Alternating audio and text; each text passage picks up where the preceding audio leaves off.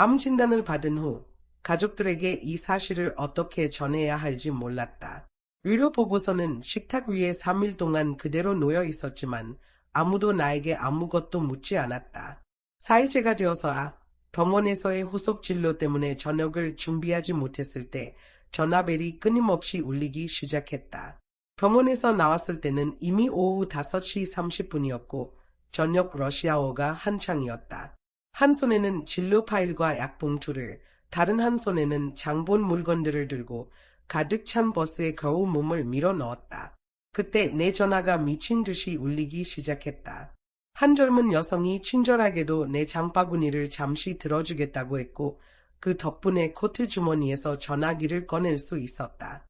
전화를 받자마자 소화기 너머로 혜진의 날카로운 목소리가 쏟아져 나왔다.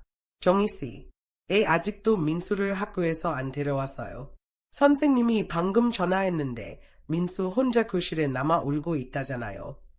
가슴이 철렁 내려앉았다. 급히 물었다. 누가 데리러 간 건가요? 아침에 동민 씨한테 오늘은 본인이 데리러 가야 한다고 말했어요. 오후에 병원에 가야 해서요. 내 말을 끝내기도 전에 혜진이 짜증 섞인 한숨을 내쉬며 말을 끊었다. 아이고, 정희씨. 대체 민수보다 더 중요한 일이 뭐가 있길래요? 민수가 아직도 학교에 있다고요? 지금 당장 가야 해요. 난 못 가요. 오늘 친구들이랑 저녁 먹고 쇼핑하기로 약속했거든요. 그리고 동민 씨는 하루 종일 회의 중이라 또 까먹었겠죠. 늘 그렇듯이. 이런 사소한 일로 귀찮게 하고 싶지 않아요. 입을 열어줘도 지금 당장 못 갈 것 같아요. 대신 준호 씨가 가면 어떨까요? 라고 말하려 했지만 그녀는 이미 전화를 끊어버렸다. 전화를 끊기 직전 그녀가 친구에게 하는 말이 분명히 들렸다. 동민 어머니는 정말 쓸모없어. 이런 간단한 부탁도 못 들어주고 안전 믿을 수가 없어. 가슴이 답답하고 아팠다. 손이 하만 위에서 맴돌며 준호에게 전화를 걸려다 멈췄다. 그때 의사의 말이 떠올랐다. 환자분 몸은 이미 많이 약해져 있습니다. 앞으로 치료를 받을 때는 반드시 누군가의 동행이 필요하고 스트레스와 집안일은 최대한 피하셔야 합니다. 그래, 내가 더 이상 도움이 되지 않는다면 이제는 각자 자기 책임을 져야 할 때가 된 것 같다. 결국 그 아이는 내 아이가 아니지 않은가. 멍한 상태로 버스에 서 있었다. 내가 내릴 정류장을 2정거장이나 지나쳤다는 것도 알아채지 못했다. 그때 전화가 다시 울렸다. 이번에는 준호였다. 정희씨, 하루 종일 어디 돌아다닌 거예요? 민수가 아직도 학교에 기다리고 있는 거 알아요? 방금 집에 왔는데 혜진이 전화해서 난리가 났어요. 얘 민수를 데리러 안 갔어요. 선생님이 그동안 계속 기다리고 계셨다잖아요. 민수가 얼마나 속상했겠어요. 그의 목소리는 꾸짖음으로 가득 차 있었다. 가슴이 더 조여왔다. 하지만 나는 아무 말도 하지 않았다. 그가 말을 멈췄을 때 나는 조용하지만 단호하게 말했다. 그 아이에게는 엄마, 아빠가 있잖아요. 이제는 나이 든 사람이 모든 걸 다 해야 한다고 생각하지 말았으면 좋겠네요. 아마도 내 어조가 냉랭하고 거리감이 있어서였을 것이다. 평소에 나와 너무 달랐기에 그는 잠시 말을 멈췄다. 그리고는 짜증 섞인 목소리로 말했다. 그게 무슨 말이에요, 정희씨. 할머니가 그런 태도를 가지면 안 되죠. 됐어요. 내가 오늘 민수 데리러 갈 테니까 정희씨는 집에 가서 저녁 준비나 하세요. 애들도 하루 종일 고생했는데 집에 와서 밥상도 없으면 안 되잖아요. 병원 진료와 여기저기 뛰어다니느라 기진맥진한 몸 상태를 말하고 싶었지만 목구멍에서 말이 멈췄다. 나는 늘 참아왔다. 모든 아픔과 피로, 감정을 삼키는 법을 배웠다. 왜냐하면 그걸 말한다고 해서 돌아오는 건 너무 예민하게 굴지 마라는 냉소뿐이었으니까. 그래서 처음으로 아무 말도 하지 않았다. 그는 더 말을 잇기 전에 전화를 끊었다. 준호는 항상 편안한 삶을 살아왔다. 잘 교육받은 가정에서 태어나 사람들은 그를 젊었을 때부터 품격 있고 점잖은 사람이라고 불렀다. 그의 경력은 시작부터 순탄했고 올해 초 은퇴를 했다. 지역미술관 관장으로 은퇴한 준호는 평생을 예술에 몰두하며 살아왔다. 수십 년간 이술 속에 몸담았던 시간은 그에게 고요하면서도 세련된 우아함을 선물했다. 올해 나이 67세가 되었지만 여전히 사람들의 시선을 끄는 품격을 가지고 있었다. 게다가 그는 삶의 번잡한 부분에 신경 쓸 필요가 없었다. 사실 그는 그런 일에 손을 댈 필요가 단 한 번도 없었다. 어릴 적부터 그의 어머니가 모든 것을 완벽하게 처리해 주었고 우리가 결혼한 후에는 내가 자연스럽게 그 역할을 이어받았다. 그는 집안일에 대해 걱정할 필요가 없었다. 빨래는커녕 양말 한 켤레도 스스로 씻어본 적이 없다. 준호는 신사는 부엌에 들어가지 않는다는 신념을 굳게 믿었다. 그의 생각에 집안일은 예술가로서의 순수한 아우라를 더럽히는 일일 뿐이었다. 은퇴 후에도 그는 여전히 바쁘게 지냈다. 지역 커뮤니티와 노인센터에서 합창 연습, 라틴 댄스, 바이올린 레슨 등으로 그의 일정은 오히려 현역 시절보다 더 빡빡했다. 사람들은 그를 교수님이라 부르며 칭송했고 그는 지역사회에 재능 있는 르네상스맨으로 존경받았다. 그의 달력은 항상 꽉 차 있었고 우리 자녀들도 그에게 무언가를 부탁할 생각조차 하지 않았다. 누구도 그에게 아이들을 데리러 가거나 돌봐달라는 말을 하지 않았다. 그리고 나도 한때 대학에서 미술을 공부했다. 우리 둘 다 유화 전공이었다. 교수님들은 내 재능을 높이 평가했다. 하지만 준호를 만나 사랑에 푹 빠진 후 내 삶은 점점 내 손에서 미끄러져 갔다. 집안일, 준호를 돌보고 아들을 키우고 이제는 손자까지 돌보며 바쁘게 살아왔지만 그 모든 세월 속에서 내 것이었던 건 아무것도 없었다. 이제 와서 그걸 곱씹는다고 무슨 소용이 있을까? 버스가 익숙한 동네를 지나가며 집 근처에 가까워졌다는 걸 깨달았다. 그런데 이상하게도 집에 갈수록 마음이 더 무거워졌다. 아마도 암초기 증상 때문일 것이다. 피곤함과 뼈마디의 둔한 통증. 갑자기 집에 가고 싶지 않았다. 하지만 현실은 갈 곳이 없었다. 부모님은 오래전에 돌아가셨고 내 친구들 대부분은 각자의 가정과 바쁜 삶을 살고 있었다. 버스 창밖을 멍하니 바라보며 생애 처음으로 깊은 슬픔이 밀려왔다. 65년을 살아왔지만 진심으로 대화할 사람이 단 한 명도 없었다. 15분쯤 지나 전화가 또 울렸다. 오늘만 벌써 세 번째였다. 정희씨, 얘 아직 집에 안 와서 저녁 준비 안 해요. 민수가 배고프다고 떼쓰고 있어요. 동민씨도 곧 집에 올 텐데 내가 요리를 못하는 거 알잖아요. 우리 그냥 또 한참 기다리라는 거예요. 요즘 왜 이러는 거예요? 나이 들수록 더 믿을 수가 없네. 지금 어디에요? 얘 집안일도 제대로 안 해요.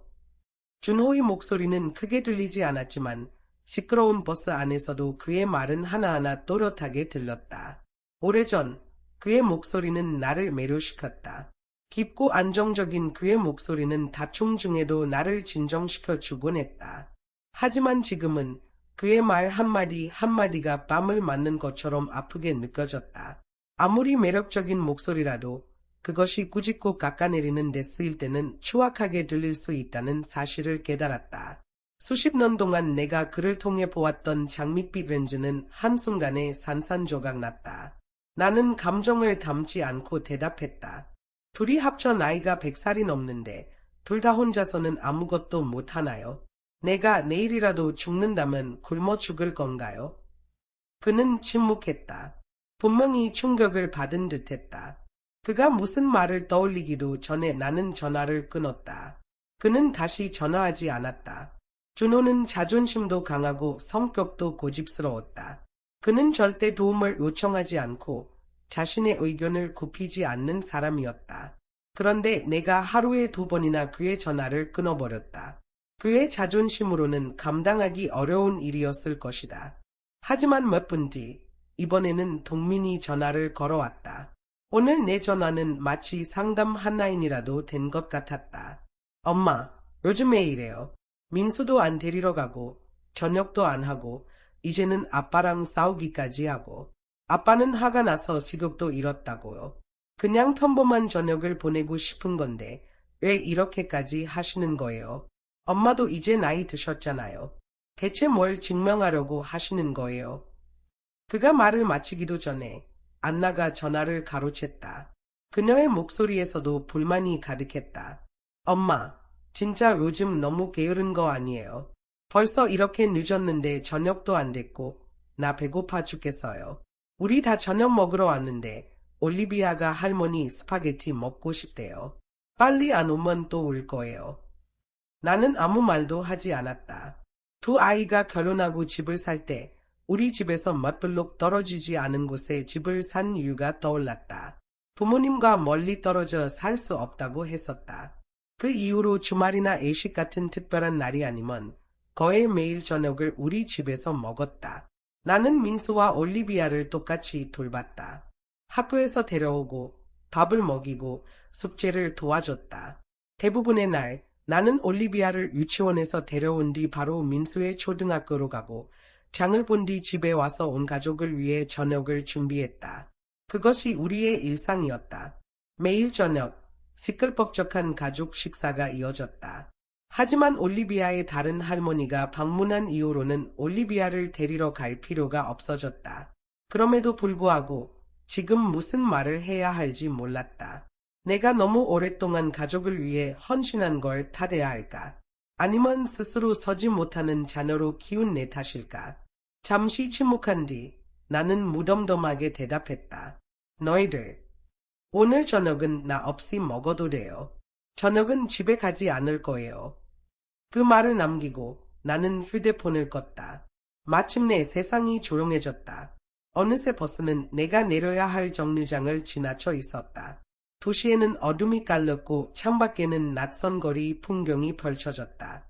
하지만 오늘 밤 처음으로 나는 혼자 앉을 자리를 얻었다. 참 아이러니했다. 단 한 번 저녁을 준비하지 않았을 뿐인데 모두가 마치 내가 큰 죄를 저지른 것처럼 몰아세웠다. 그런데도 거실 테이블 위에 놓인 유방암 진단서를 본 사람은 아무도 없었다.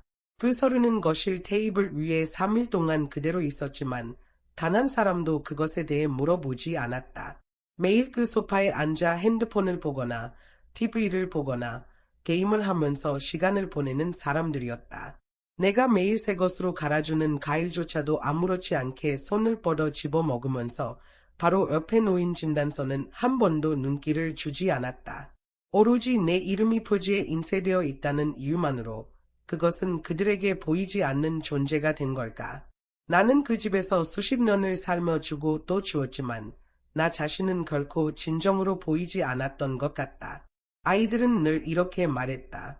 엄마는 아빠랑 결혼해서 정말 운이 좋았어요. 일도 안 하고 미술관 관장의 우아한 아내로 살았잖아요. 친척들은 준호를 칭찬하기 바빴다. 준호 씨는 정말 대단한 사람이에요. 가족을 위해 모든 걸 책임지고 아이들도 훌륭하게 키웠잖아요. 정말 자랑스러운 남편이에요. 가슴 속 통증이 다시 날카로워졌다. 어느새 눈물이 흐르기 시작했지만 나는 깨닫지 못했다. 창밖을 바라보며 고개를 돌렸다. 낯선 사람들에게 초라한 모습을 보이는 게 두려웠다.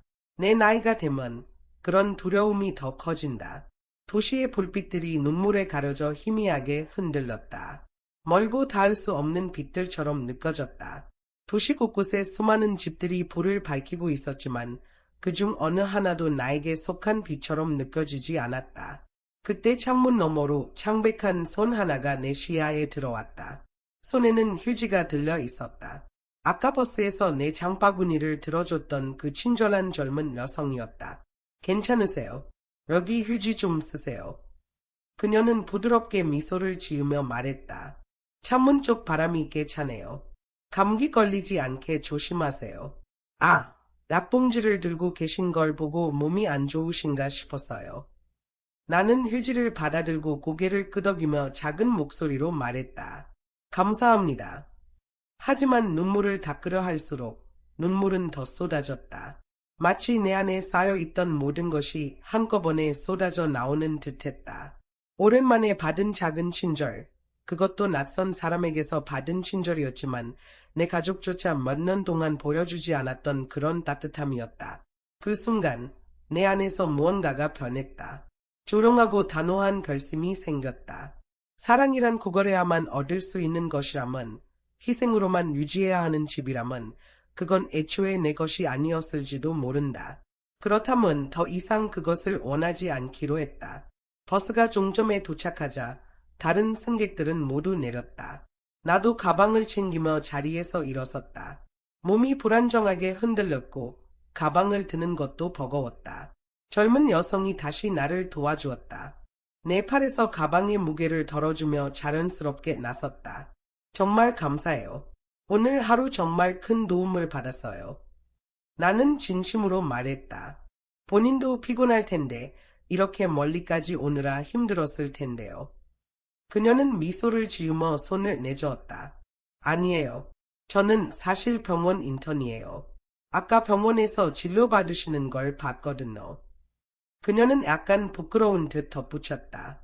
사실 몇 정거장 전에 내렸어야 했는데 뭔가 힘들어 보이셔서 괜찮으신지 확인하고 싶어서 계속 같이 왔어요. 혹시 근처에 사세요? 나는 순간 멈칫했다. 죄책감이 밀려왔다. 아니요. 여기 근처에 살지 않아요. 정말 미안해요. 제가 택시를 불러드릴게요. 이렇게 신경 써줘서 고마워요. 정말 괜찮아요. 제가 괜히 폐를 끼쳤네요. 그녀는 부드럽게 말했다. 사과하실 필요 없어요. 오히려 택시 타고 집에 가셔야 해요. 몸이 안 좋으신데 무리하지 마세요. 저는 그냥 길 건너에서 버스를 타면 돼요. 괜찮아요. 아니에요. 나는 단호하게 말했다. 이미 너무 많이 도와주셨는데 제가 이대로 두고 갈 수는 없어요. 나는 그녀를 길가로 데려가 택시를 잡아 함께 탔다. 먼저 그녀의 집으로 가달라고 기사에게 부탁한 뒤 내 집으로 향하는 길을 말했다. 택시에서 내리기 전 그녀는 마지막으로 따뜻한 미소를 지으며 말했다. 아줌마, 요즘 의학이 정말 많이 발전했어요. 희망을 잃지 마세요. 모든 게 잘 될 수도 있어요. 나는 손을 흔들며 작별 인사를 했다. 눈물이 또 흘러내릴 뻔했다. 오늘 하루의 무거움과 쓰라림이 조금은 가벼워진 듯했다. 1시간 전만 해도 몰랐던 낯선 사람의 친절이 내 마음을 조금 치유해준 것 같았다. 집 근처에 도착했을 때 동네 바로 밖에 있는 레스토랑이 눈에 들어왔다. 그곳은 비싸고 고급스러운 곳으로 소문난 곳이었다. 준호와 아이들이 몇 번이고 그곳에 대해 말했던 기억이 났다. 특별한 날이나 격식을 차리는 저녁에만 갔던 곳이었다. 그들은 항상 그곳의 세련됨을 칭찬했지만 단 한 번도 그들은 한 번도 나를 그곳에 데려가야 한다고 생각하지 않았던 것 같다. 아마도 그들에게 나는 그런 곳에 어울리는 사람이 아니었을 것이다. 그들에게 나는 단순히 가정주부, 돈을 아끼고 음식을 만들고 빨래를 하는 사람이었을 뿐 고급 레스토랑에서 식사를 해야 할 필요가 있는 사람으로 보이지 않았을 것이다. 별다른 생각 없이 나는 몸을 돌려 레스토랑 안으로 들어갔다. 내 생애 처음으로 나는 혼자 앉아 우아한 저녁 식사를 즐겼다. 버스에서 내린 후 쓰레기통에 버렸던 장바구니 속 식재료는 이미 오래전에 사라졌다. 나는 항상 돈을 아끼며 살았다. 아이들과 손주들을 위해 더 많은 것을 남기기 위해 사치스러운 소비는 최대한 피했다. 택시를 타는 것조차도 사치처럼 느껴져 항상 정당한 이유를 만들어야 했다. 하지만 이제 내가 아프다는 사실을 깨닫고 나니 남은 시간 동안 내가 하고 싶은 일이 있다면 그것을 해야 한다는 생각이 들었다. 내가 얼마나 더 살 수 있을지는 아무도 모른다. 그들이 그렇게 칭찬하던 음식을 한 입 한 입 음미하며 조용히 깨달았다. 그것은 그렇게 특별하지 않았다. 나는 좋은 것과 나쁜 것을 구분하지 못하는 바보가 아니다. 단지 내 스스로 선택할 기회를 한 번도 가져본 적이 없었을 뿐이다. 저녁 식사가 끝난 후 나는 천천히 집으로 걸어갔다. 배 속의 음식을 소화시키며 느린 걸음을 옮겼다. 집에 도착했을 때는 이미 밤 10시가 넘은 시간이었다. 현관문을 열자마자 음식 냄새와 술 냄새가 뒤섞인 무거운 공기가 나를 덮쳤다. 집은 엉망진창이었다. 저녁 식사가 막 끝난 듯했고 식탁은 전쟁터처럼 보였다. 접시들이 여기저기 흩어져 있고 구겨진 냅킨과 닭날개뼈 조각들이 식탁 위에 널브러져 있었다. 거실은 더 심각했다. 마치 작은 태풍이 휩쓸고 지나간 것 같았다. 레오나와 안나는 소파에 늘어져 닭날개를 뜯으며 텔레비전 화면에 눈을 고정하고 있었다. 잭과 올리비아는 근처에 앉아 어른들을 따라하며 각자 태블릿을 들고 게임을 하고 있었다. 작은 손가락들이 화면 위를 빠르게 움직였다. 뒷마당에서는 준호와 동민, 그리고 안나의 남편이 맥주를 마시며 은퇴 계획과 주식시장 이야기를 나누고 있었다. 세상에 걱정할 문제가 하나도 없는 사람들처럼 보였다. 준호는 항상 이장이 악했기에 내가 그의 술을 조심히 관리해왔었다. 하지만 오늘 밤 그는 자유롭게 술을 마시고 있었다. 분명히 그의 이장은 나중에 항의할 것이다. 나는 문을 넘어 현관에 들어섰다. 집 슬리퍼로 갈아 신고 잠시 그 자리에 서 있었다. 아무도 나를 쳐다보지 않았다. 내가 돌아왔다는 것을 가장 먼저 알아챈 사람은 레오나였다. 그녀는 잠시 나를 힐끗 쳐다보더니 짜증 섞인 표정을 지으며 다시 텔레비전 화면으로 시선을 돌렸다. 아무 말 없이 나는 방을 가로질러 침실로 향했다. 하지만 복도를 돌자마자 예상치 못한 누군가와 마주쳤다. 그녀도 나를 보고 놀란 듯했다. 클라라, 드디어 돌아왔군요. 그녀는 따뜻한 척하며 말했다. 준호 씨에게 전화하라고 말하려던 참이었어요. 이렇게 늦었는데 혼자 나가 계신 게 위험하지 않을까 걱정했거든요. 나는 얼어붙었다. 사실 비비안이 우리 집에 있는 것은 새로운 일이 아니었다. 그녀는 작년에 근처 고급 콘도로 이사 온 이후 몇 번 우리 집을 방문한 적이 있었다. 항상 이에 바른 손님으로서 왔었다. 하지만 지금 그녀가 내 침실에서 부드러운 실크 잠옷을 입고 나온 것을 보니 머리가 어지러웠다. 헝클어진 머리카락과 졸린 눈. 비비안, 준호의 애견인, 그의 꿈의 여자. 한때 동부 발레 콘서바토리의 별이자 모든 남성의 마음을 사로잡았던 우아한 여신.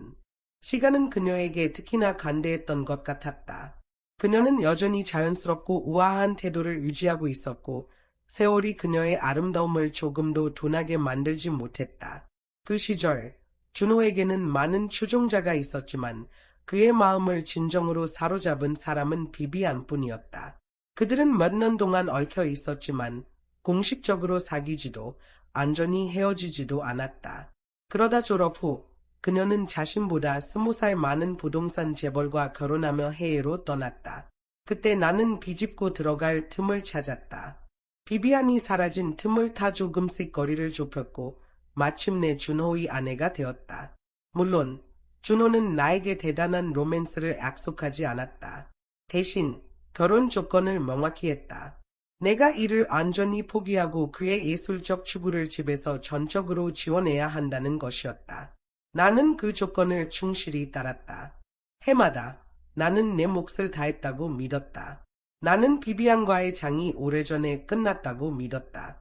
준호는 다시는 그녀에 대해 말하지 않았다. 우리는 둘 다 그 시절이 없었던 것처럼 행동했다. 하지만 비비안이 다시 이사 온 후 그들이 처음 재회했을 때의 어색하고 불편한 분위기를 기억한다. 그들 사이의 공기는 해결되지 않은 과거로 가득 차 있었다. 그리고 이제 그들의 관계가 내가 들은 것보다 훨씬 더 발전했다는 것이 명백했다. 비비안의 목소리는 은근하지 않았다.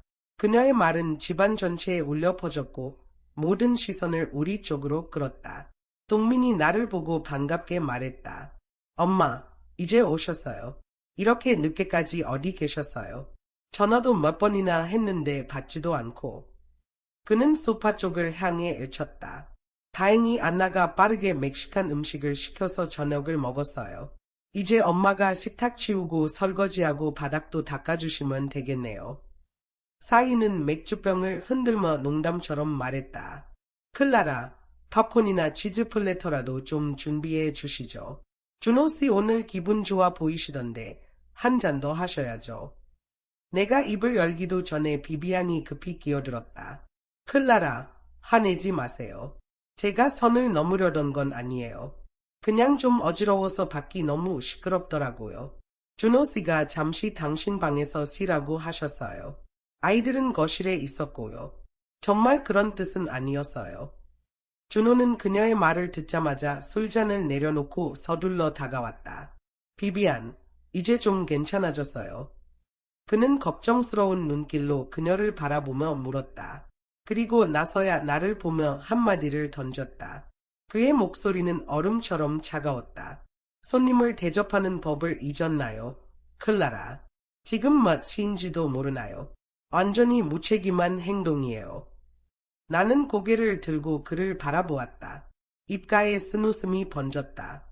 그런데 한밤중에 주인의 침실에서 쉬고 있는 손님은 어떤 행동이라고 해야 할까요? 그리고 당신, 준호.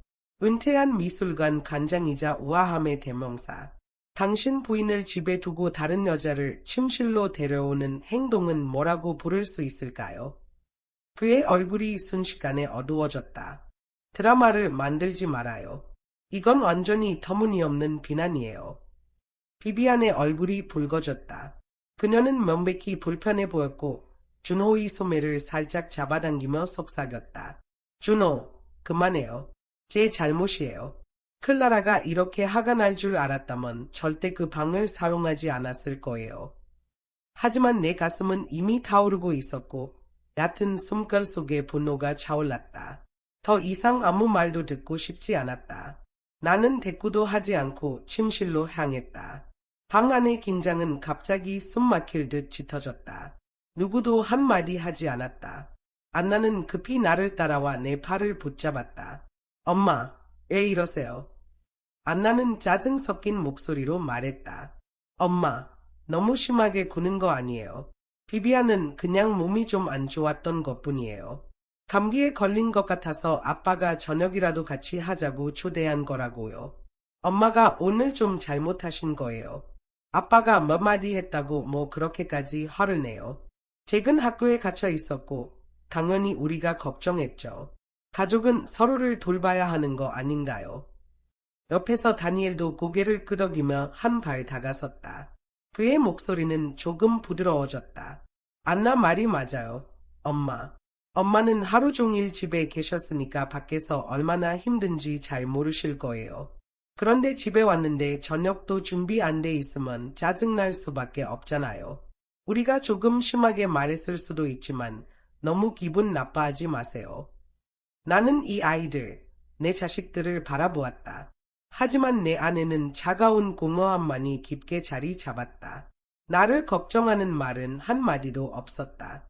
내가 어디에 있었는지, 뭘 먹었는지, 무슨 일이 있었는지 묻는 사람은 아무도 없었다. 오직 판단과 변명, 그리고 기대만이 가득했다. 그때 레오나의 눈이 내가 들고 있던 악국 봉투를 향했다.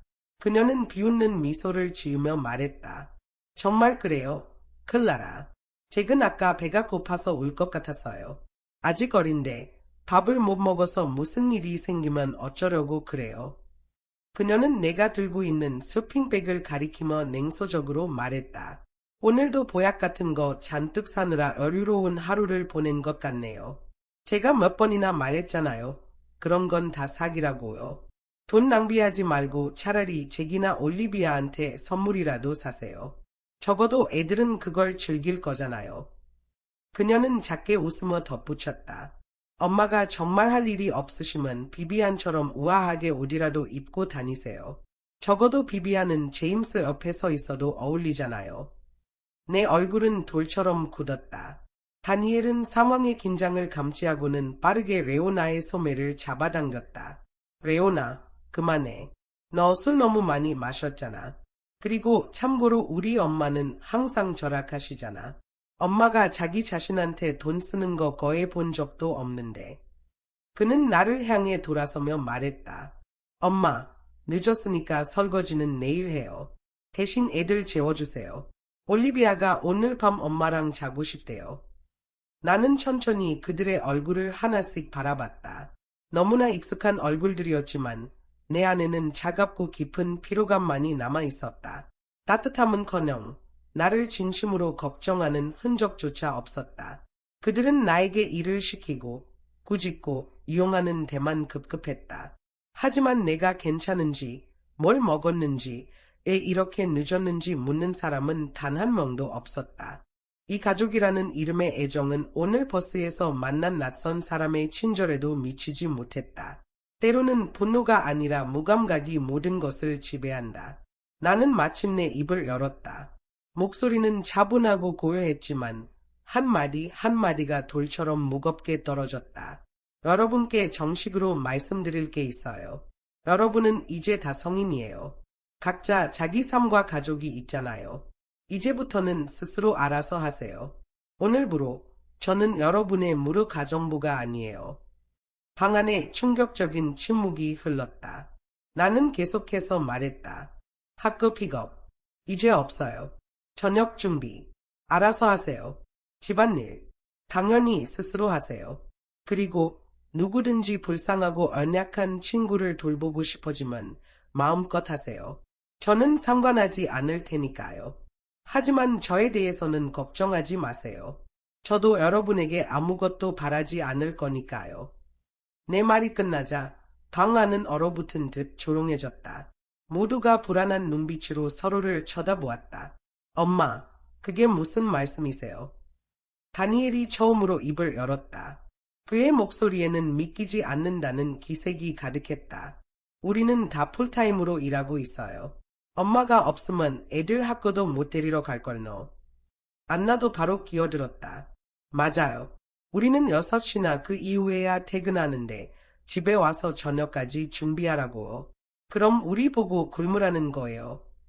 레오나는 짜증 섞인 목소리로 비웃었다. 클라라, 우리가 엄마를 진짜 가정부처럼 생각하는 건 아니잖아요. 그런데 제임스는 항상 직업 활동으로 바쁘고 누군가는 집안일을 해야 하잖아요. 솔직히 엄마는 일도 안 하시잖아요. 조금 돕는 게 뭐가 그렇게 큰 문제예요. 그냥 심심하지 않게 뭔가 하는 거라고 생각하면 되잖아요. 하나씩 모두가 앞으로 나와 나를 설득하려 했다. 마치 내가 비이성적인 사람이라도 되는 것처럼. 하지만 내 안에는 점점 더 뜨겁게 타오르는 불길만이 있었다. 나는 심심하지 않아. 나는 차갑게 끊었다. 그리고 이게 정말 아무것도 아니라고 생각한다면 내일부터 직접 해보세요. 얼마나 쉬운지 한번 느껴보라고요. 나는 사람이에요. 여러분의 무료 가정부가 아니에요. 수십 년 동안 이 집을 쉬지 않고 관리했어요. 이제는 내가 쓸 차례예요. 안나는 내 목소리의 변화를 감지했는지 재빨리 목소리를 낮췄다. 그녀는 내 팔을 감싸며 어린아이가 부모를 달래듯 말했다. 엄마, 쉬시는 건 당연히 해야죠. 근데 엄마가 일하는 것도 아니잖아요. 집에 있는 게 쉬는 거 아닌가요? 솔직히 엄마, 비비안 때문에 화난 거잖아요. 비비안이 뭘 잘못했어요?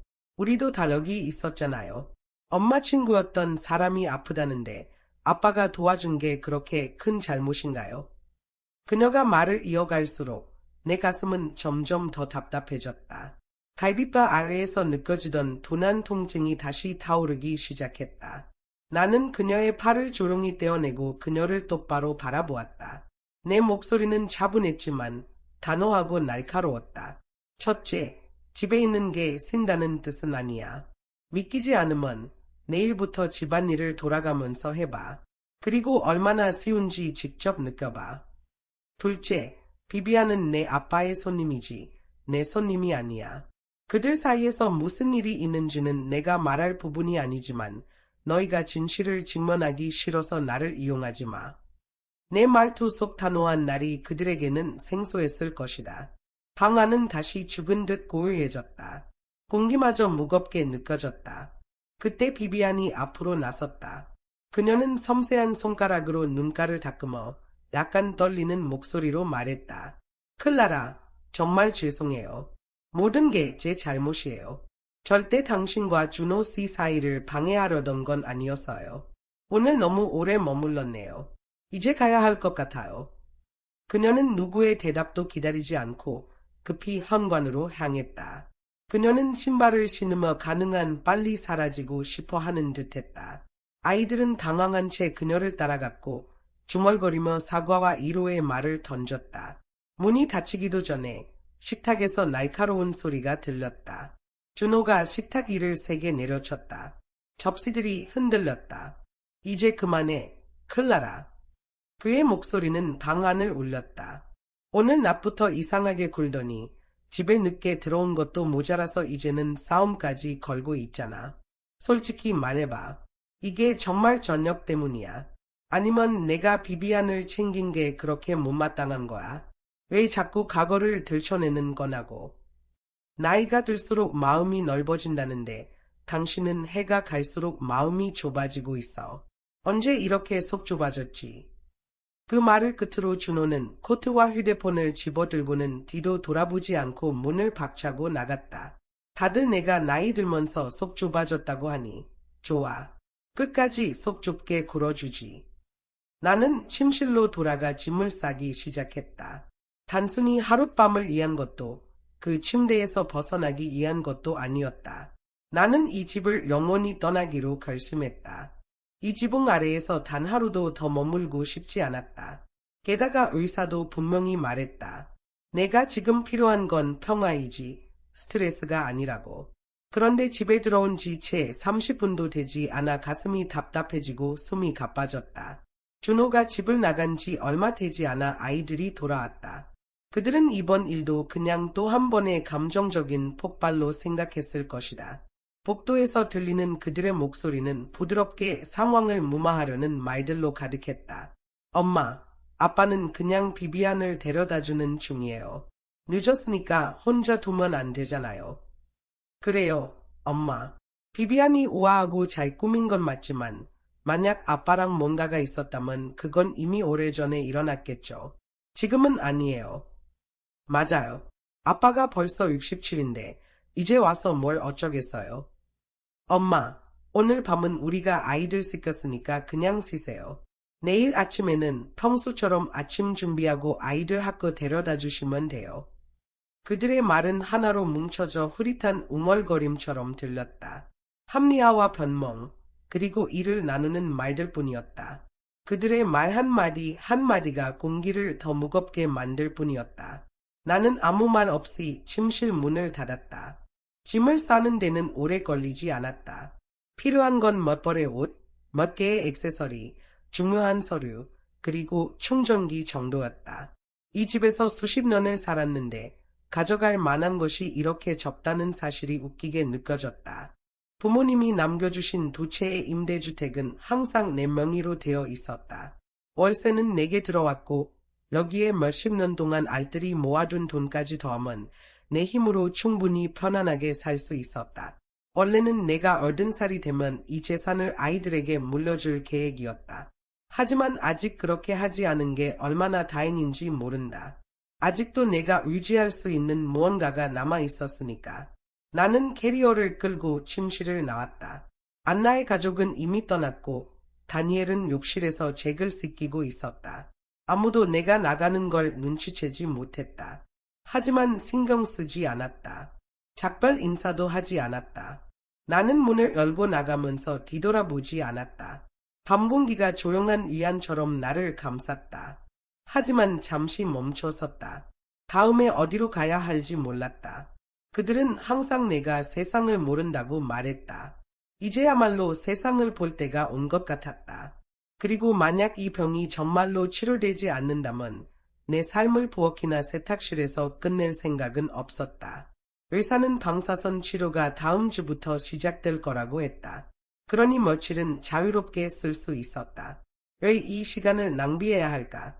비행기 티켓을 온라인으로 예약할 줄 몰랐기 때문에 가장 간단한 방법을 택했다. 택시를 잡아타고 기사에게 공항으로 가달라고 말했다. 터미널에 도착해 목적지 보드에 깜빡이는 도시 이름들을 바라보며 내가 항상 가보고 싶었던 도시 하나를 선택했다. 카운터로 가서 가장 빠른 비행편의 티켓을 구매했다.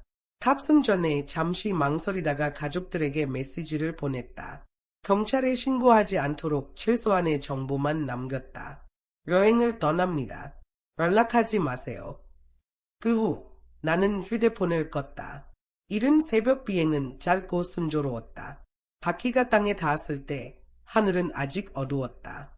내가 도착한 곳은 포틀랜드였다.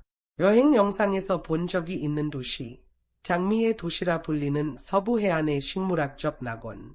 나는 항상 이곳을 방문하고 싶었다. 내가 삶에서 남은 유일한 열정을 꼽으라면 그것은 식물이었을 것이다. 내 발코니는 항상 초록으로 가득 차 있었다. 작은 생명들이 가득한 그 공간은 하루를 기대하게 만드는 유일한 이유였다. 준호는 항상 여행에 관심이 없었다. 그는 포틀랜드가 너무 습하다고 공기가 끈적거려서 우아하지 않다고 말했다. 하지만 나는 우아함이 필요하지 않았다. 내가 필요로 한 건 기쁨이었다. 휴대폰을 다시 켜자 마치 폭포처럼 메시지가 쏟아졌다. 모두가 내 쪽지를 보고 패닉에 빠진 듯했다. 엄마가 없으면 내일 잭은 누가 학교에 데려다줘요. 저녁은 아무도 안 했어요. 아빠는 요리할 줄도 모르는데 우리 뭐 먹으라고. 엄마, 고집 부리지 마세요. 혼자 여행 가셨다니 말도 안 돼요. 근처 호텔에 계신 거 맞죠?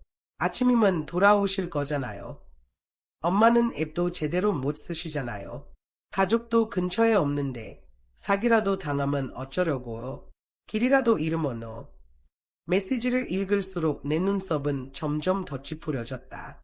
그리고 마지막 메시지가 눈에 들어왔다. 차가운 웃음이 터져 나왔다. 나이 들수록 점점 더 유치해지는군. 당신 없이도 이 집이 잘 굴러가는지 한번 보자고. 준호. 그들의 끊임없는 소음이 귀에 거슬려 나는 안전히 침묵을 선택하기로 했다. 모든 번호를 차단했다. 모든 알림을 방해 금지로 설정했다. 솔직히 말해 그들 중 누구의 말도 이제 더 이상 듣고 싶지 않았다. 하지만 준호의 자만심 어린 말, 당신 없이도 집이 잘 굴러간다는 말은 바로 다음 날 아침 그를 정면으로 때렸다. 휴대폰을 켜자마자 새벽 4시에 온 수십 개의 메시지가 쏟아졌다. 준호가 병원으로 급히 실려갔다는 내용이었다. 예상했던 대로 그의 만성 이장병이 도졌다. 어젯밤 먹었던 매운 멕시코 음식과 술이 원인이었다. 처음에는 참아보려 했던 것 같았다. 하지만 한밤중이 되자 통증이 심해져 몸을 제대로 펼 수도 없었다. 그는 집 구석구석 락을 찾으려 했지만 아무것도 찾지 못했다. 결국 다니엘을 깨워 도움을 요청했지만 여전히 악은 없었다. 그 후 나에게 필사적으로 전화를 걸었다. 수십 통의 부재 중 전화와 음성 메시지, 문자가 남겨져 있었다. 하지만 나는 하루 종일 관광하고 나서 깊이 잠들었기 때문에 아무것도 듣지 못했다. 휴대폰을 켜자마자 다니엘의 전화가 바로 걸려왔다. 엄마, 드디어 받으셨네요. 그의 목소리는 지친 기색이 역력했다. 아빠가 어젯밤에 이가 너무 아파서 병원에 갔어요. 너무 심해서 밤새 제가 옆에 있었어요. 그런데 오늘 아침엔 또 일하러 가야 하고 잭도 학교에 데려다줘야 해요. 이거 다 어떻게 하라고. 제발 엄마, 이러지 마시고 돌아오세요. 나는 조용히 그의 말을 들었다. 그리고 차분히 대답했다. 어제 내가 한 말을 못 들었니? 나 지금 휴가 중이야. 방해하지 마. 그 후 전화를 끊었다. 그리고 한 발 더 나아가 모든 번호를 다시 차단했다. 이제 더 이상 방해받을 일이 없었다. 나는 이 여행을 망칠 어떤 것도 허용하지 않기로 했다. VIP 개인 가이드를 고용해 수십 년 만에 가장 자유롭고 해방된 한 주를 보냈다. 포틀랜드의 모든 주요 명소를 방문하고 궁금했던 음식을 모두 맛보았다. 그리고 내가 항상 꿈꿔왔던 식물원을 마침내 방문했다. 가장 놀라운 건 여행 중에 내 사진 촬영을 한 것이다. 가이드는 단순히 나를 안내하는 것뿐만 아니라 사진작가와 창의적인 디렉터 역할까지 해주었다. 여행의 모든 순간을 세심하고 정성스럽게 담아주었다. 사진을 보고 나는 스스로를 거의 알아보지 못했다. 밝은 눈, 빛나는 피부, 활기찬 에너지. 내 표정에는 수년간 보지 못했던 가벼움이 담겨 있었다. 알고 보니 나도 비비안처럼 빛날 수 있었다. 그 아름다운 일주일의 여행을 마치고 집으로 돌아와 휴대폰을 켜자 나를 맞이한 것은 평화가 아닌 혼란이었다. 언제나처럼 집안은 완전한 소란극으로 변해 있었다. 결국 모든 것은 이렇게 기결되었다. 불평 한마디 없이 모든 것을 해내던 슬퍼함이 사라지자 집안은 순식간에 무너져 내렸고 그제야 그들은 문제의 깊이를 깨닫기 시작했다. 가정부를 고용해 요리와 청소를 맡겼지만 그것만으로는 충분하지 않았다. 가정부는 아이들을 돌보지 않았다. 아이들을 위한 전담 부모를 고용했지만 그 부모는 집안일을 하지 않았다. 올리비아를 돌볼 데이케어 전문가도 즉, 이제 초등학교 1학년이 된 그 아이를 학교에 데려다주거나 데려오는 일은 하지 않았다. 그래서 오후 근무를 전담할 또 다른 부모가 필요했다. 도우미 한 명으로는 턱없이 부족했다. 그리고 그 모든 것 위에 준호는 여전히 병원에 머물며 지속적인 간호를 필요로 했다. 그제야 그들은 내가 어떤 존재였는지 깨달았다. 나는 무료로 제공되는 24시간 대기, 다재다능한 가정 운영자였다. 돈을 요구하지도 불평하지도 않고 필요할 때마다 감정적인 위로까지 제공하는 존재였다. 갑자기 그들의 태도가 바뀌기 시작했다. 처음에는 비난과 불평으로 가득했던 목소리가 이제는 나를 집으로 돌려보내려는 애처로운 시도로 변했다. 잭과 올리비아까지 코치받아가며 차례로 전화를 걸었다. 그들의 작은 목소리가 음성 메시지에 남겨졌다. 할머니, 보고 싶어요. 빨리 돌아오세요. 달콤하지만 절박한 문자들이 이어졌다. 엄마, 이제 그만하세요.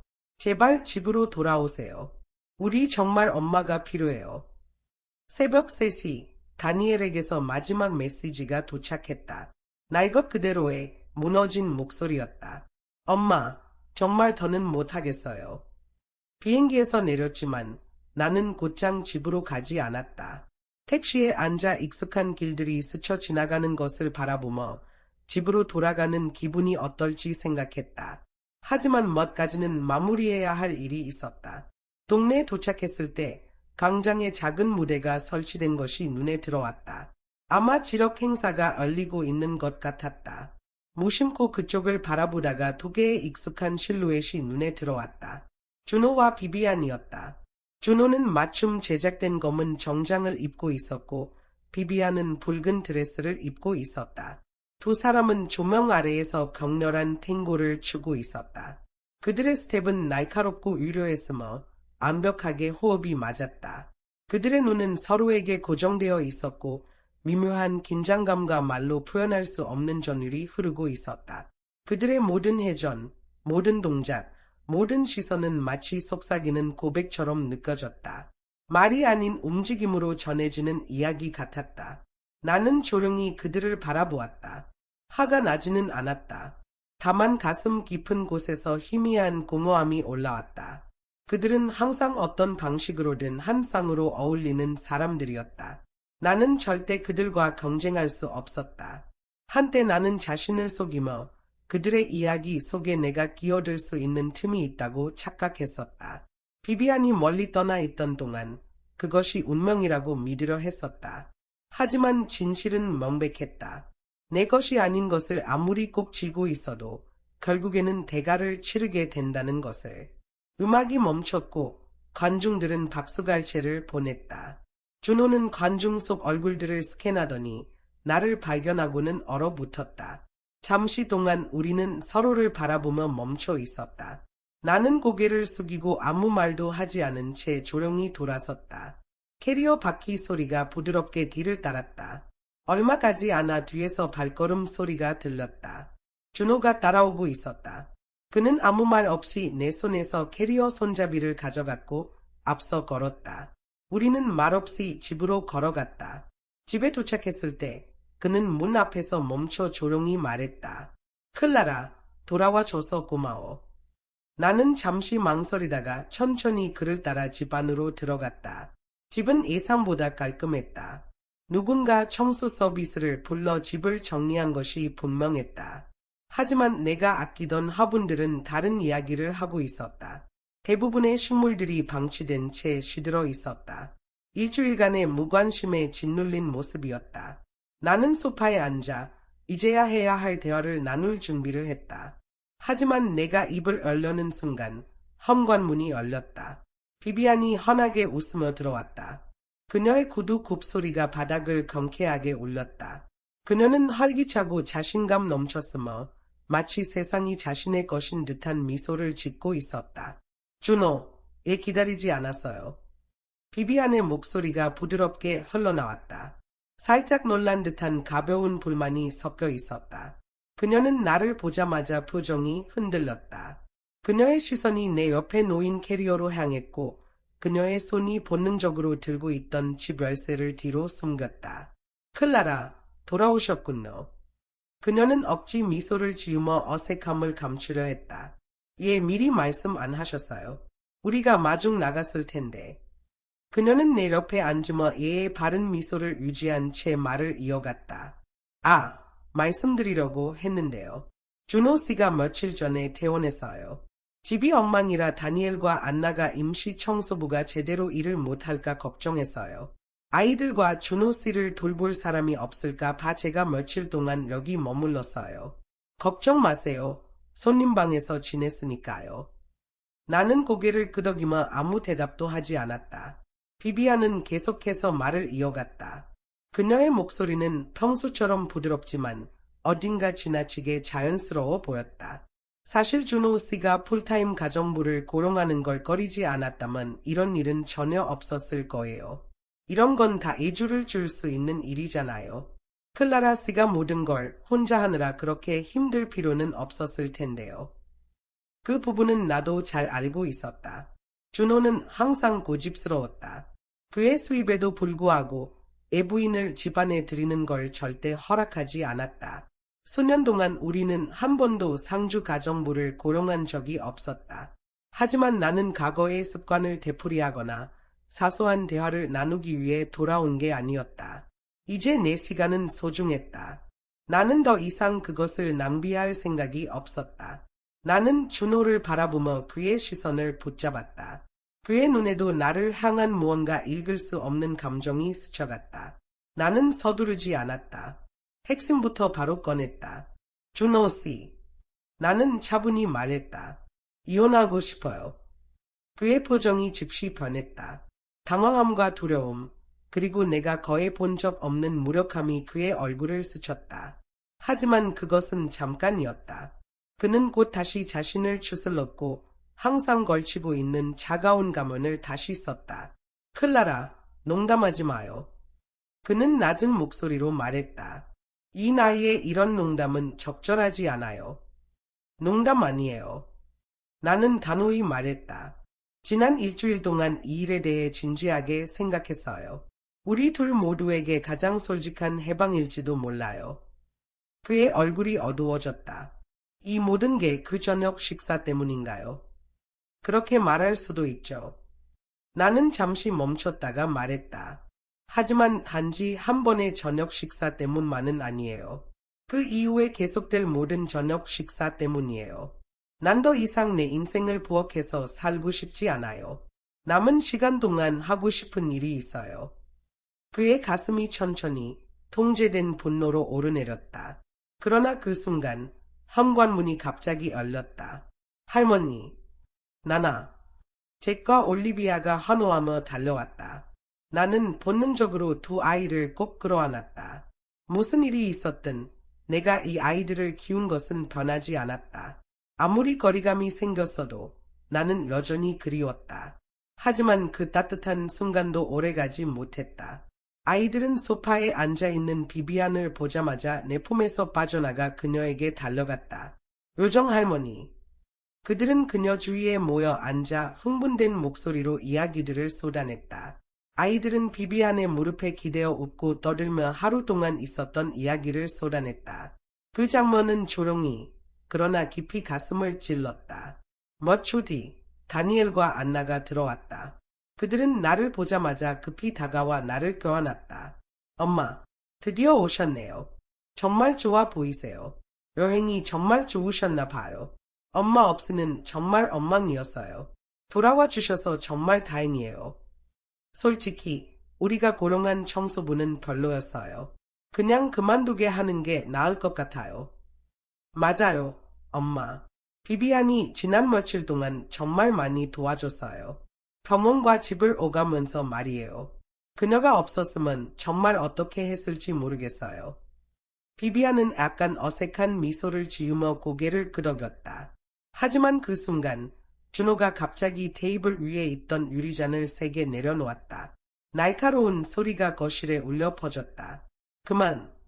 그의 목소리는 낮았지만 무게감이 있었다. 억눌린 분노와 좌절이 담긴 목소리였다. 너희들 지금 무슨 짓을 하고 있는지 알기나 해. 너희 엄마는 너희 하녀가 아니야. 방금 집에 돌아왔는데 벌써부터 또 책임을 떠넘기고 있잖아. 잠깐이라도 숨 돌릴 시간을 줄 수는 없니? 오늘부터 모두 각자 알아서 해 집안일, 아이들 돌보기, 어르신 돌보기 다 스스로 해결해.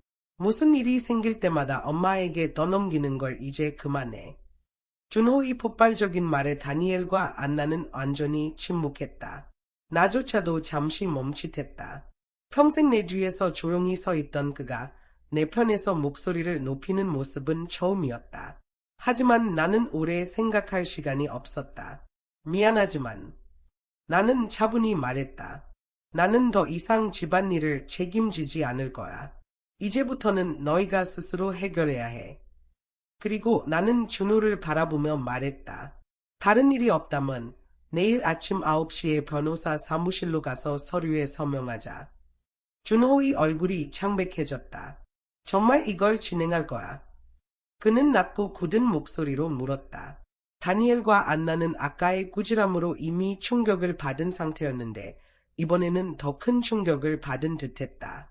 믿을 수 없다는 표정으로 나를 바라보았다. 뭐라고? 다니엘이 외쳤다. 엄마, 이혼하신다고. 에요. 이거 혹시 비비안 이모 때문이에요. 안나가 급히 덧붙였다. 그냥 도와주신 것뿐이에요. 우리 다 봤어요. 아빠랑 비비안 이모 사이에 아무 일도 없어요. 엄마가 가민하게 생각하시는 거예요. 나는 고개를 저었다. 그들에게 설명하는 것은 아무 의미가 없었다. 나중에 준호가 알아서 설명하겠지. 나는 다시 준호를 바라보며 흔들림 없는 목소리로 말했다. 충분히 생각했어. 이 결혼은 이제 끝내기로 했어. 엄마는 65살이에요. 다니엘이 절박한 목소리로 말했다. 평생 전업주부로 사셨잖아요. 이혼 후에 어떻게 혼자 지내시려고요? 맞아요. 안나도 끼어들었다. 엄마, 어디서 이상한 소리 들으신 거 아니에요? 자기 삶을 살아라 같은 거요. 너무 순진하게 믿지 마세요. 사람들은 엄마 돈이 탐나서 그러는 거예요. 그리고 만약 새 사람을 만나신다 해도 다니엘이 덧붙였다. 아빠만큼 믿을 만한 사람은 없을 거예요.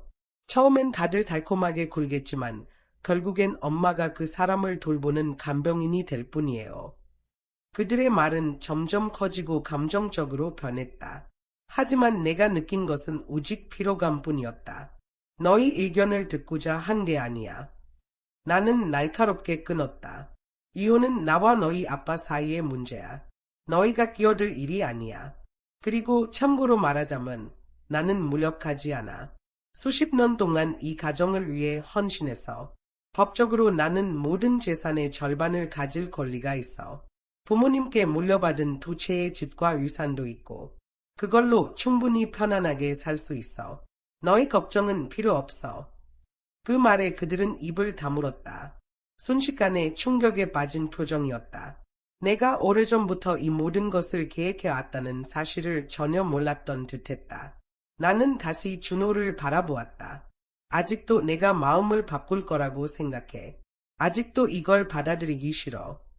방 안의 공기가 무겁게 가라앉았다. 나는 준호가 가장 중요하게 여기는 것이 무엇인지 알고 있었다. 그것은 바로 자존심이었다. 특히 다른 사람들 앞에서, 특히 비비안 앞에서. 그래서 나는 조금 더 크게 말했다. 비비안 앞에서 바보처럼 보이고 싶지 않다면 깔끔하게 끝내. 드라마도 지연도 없이. 역시나 그의 턱이 굳어졌다. 그는 천천히 고개를 끄덕이며 이를 악문 채 말했다. 좋아. 내가 원한다면 그렇게 하자. 내가 가질 권리가 있는 건 모두 가져가. 수년간 내 가슴을 짓눌렀던 무거운 짐이 갑자기 사라지는 듯했다. 나는 가볍게 고개를 끄덕였다. 좋아. 그 말을 남기고 나는 자리에서 일어나 나갔다. 준호는 아무 말도 하지 않았다. 하지만 그의 눈은 붉게 물들어 있었다. 다니엘과 안나는 뒤에서 폭발하듯 외쳤다. 엄마, 대체 뭐 하시는 거예요? 가족을 이렇게 찢어놓으시다니 제정신이세요? 나는 뒤돌아보지 않았다. 대답하지도 않았다. 집을 떠난 뒤 나는 병원 근처에 위치한 풀옵션 아파트로 이사했다. 조용하고 단순한 곳이었다. 주방, 세탁기, 필요한 모든 것이 갖춰진 완벽한 공간. 이곳은 그레이스가 직접 찾아준 곳이었다. 그레이스는 한때 버스에서 내가 만났던 젊은 여성이었다. 시골 마을에서 자라며 학교를 다니기 위해 고생했고 도시에서 스스로 삶을 만들어낸 강인하고 따뜻한 사람이었다. 우리는 그날 밤 연락처를 교환했다. 내 상황을 들은 그녀는 기꺼이 나를 도와주었다. 머물 곳을 찾아주고 방사선 치료 기간 동안 도움을 줄 전문 간병인을 연결해 주었다. 새 집에 정착한 뒤 나는 그녀에게 감사 인사를 전하기 위해 저녁 식사를 대접했다. 그 대화는 따뜻하고 단순하면서도 진솔했다. 수년간 느껴보지 못했던 종류의 대화였다. 그날 밤 잠자리에 들 준비를 하던 중 가족 단체 채팅방이 다시 불이 켜졌다. 익숙한 이름들, 익숙한 소음들. 다니엘, 안나, 그녀의 남편까지 모두 돌아가며 나를 설득하려 했다. 엄마, 나이의 이혼이라니. 너무 부끄러운 일이에요. 다시 생각해 보세요. 엄마가 떠나면 아빠는 여전히 매력적이에요. 좋은 연금도 있고 성격도 좋고 여자들이 줄을 설 거예요. 후회하게 될 거예요. 엄마, 큰 실수를 하고 계세요. 나는 그 어떤 메시지에도 답하지 않았다. 그러다 다니엘이 마지막으로 보낸 메시지가 내 마음을 깊이 찔렀다. 엄마, 우리가 이렇게 힘들 때 떠나신다면 앞으로 우리에게 아무것도 기대하지 마세요. 저한테 엄마라고 부르실 생각도 하지 마세요. 나는 그 메시지를 한참 동안 바라보다가 망설임 없이 단체 채팅방을 나갔다. 그리고 모든 번호를 차단했다. 준호의 번호만 제외하고 아직 처리해야 할 서류 작업이 남아 있었으니까. 그날 밤 나는 오랜만에 편안하게 잠들었다. 아이들이 비비안의 무릎에 기대어 웃고 떠들며 하루 동안 있었던 이야기를 나누는 모습은 조용히 그러나 깊이 내 가슴을 찔렀다. 몇 초 후 다니엘과 안나가 집 안으로 들어왔다. 나를 보자마자 그들은 급히 달려와 나를 꼭 껴안았다. 엄마, 드디어 오셨네요. 정말 좋아 보이세요. 여행이 정말 좋으셨던 것 같아요. 엄마 없이는 우리 정말 엉망이었어요. 돌아와 주셔서 정말 다행이에요. 솔직히 말해서 우리가 고용한 청소부는 별로였어요. 그냥 그만두게 하는 게 나을 것 같아요. 맞아요, 엄마. 비비안 이모가 지난 며칠 동안 정말 많이 도와줬어요. 병원과 집을 오가며요. 그녀가 없었으면 정말 어떻게 했을지 모르겠어요. 비비안은 약간 어색한 듯 미소를 지으며 고개를 끄덕였다. 하지만 그 순간 준호가 갑자기 테이블 위에 있던 유리잔을 세게 내려놓았다. 날카로운 소리가 거실을 울렸다. 그만. 그의 목소리는 낮았지만 무게감이 있었다. 억눌린 분노와 좌절이 담긴 목소리였다.